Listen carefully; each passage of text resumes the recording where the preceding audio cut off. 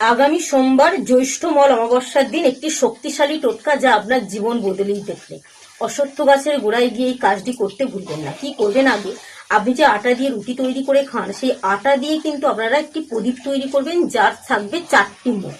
চৌকো হতে পারে, গোল হতে পারে প্রদীপটি, তবে তার 4টি মুখ যেন অবশিষ্ট থাকে। এই 4টি মুখ বিশিষ্ট প্রদীপ কিন্তু আপনি আগে থেকে তৈরি করে নিন।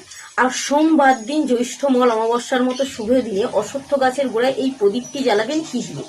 প্রদীপের 4টি মুখে কিন্তু সলতে দেবেন এবং প্রজ্বলিত করবেন। তার মধ্যে কিছুটা পরিমাণ কালো তিল আপনি মিশ্রিত করবেন এবং একটি গুড় নিয়ে যাবেন, যেটি অশ্বত্থ গাছের গোড়ায় বা প্রদীপের পাশে রাখবেন।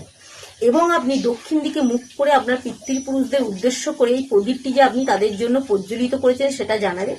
এবং যদি কোনো ভুল থাকে যাতে তারা ক্ষমা করে দেয়, তাদের আশীর্বাদ যাতে আপনি লাভ করতে পারেন সেটা জানাবার পর আপনি বাড়ি ফিরে আসবেন। বাড়ি ফেরার সময় পিছন দিকে তাকাবেন না, কারোর সাথে কথা বলবেন না। বাড়ি ঢোকার আগে আপনি পা হাত মুখ ধুয়ে আপনার বাড়িতে প্রবেশ করবেন। এটি কেন এত গুরুত্বপূর্ণ জানেন?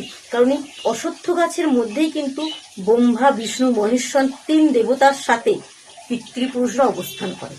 তাই জ্যৈষ্ঠমাল অমাবস্যার মতো শুভ দিনে পিতৃঋণ বা পিতৃদোষ থেকে মুক্তি পেতে চাইলে এই টোটকাটি বা এই কাজটি অত্যন্ত গুরুত্বপূর্ণ, যা আমাদের জীবনে আলোকে প্রজ্বলিত করবে, সফলতা আনতে বাধ্য করবে, নানা রকম পিতৃদোষ থেকে আমাদের মুক্তি করতে পারবে। তবে ভক্তি, শ্রদ্ধা, বিশ্বাসের সাহায্যে করতে পারেন। মনে বিশ্বাস থাকলেই কাজটি করুন, বিশ্বাস না থাকলে কাজটি করতে যাবেন না। পিতৃপুরুষদের আশীর্বাদের সাথে সাথে যদি বড় বাবার আশীর্বাদ লাভ করতে চান, কর্মজীবনে উন্নতি লাভ করতে চান, 8 সংখ্যাটি অত্যন্ত শুভ। কমেন্ট বক্সে 8 সংখ্যাটি 3বার লিখে যান এবং ভিডিওটি শেয়ার দিন, যাতে বড় বাবার সাথে সাথে পিতৃপুরুষদের আশীর্বাদ আপনি লাভ করতে পারেন।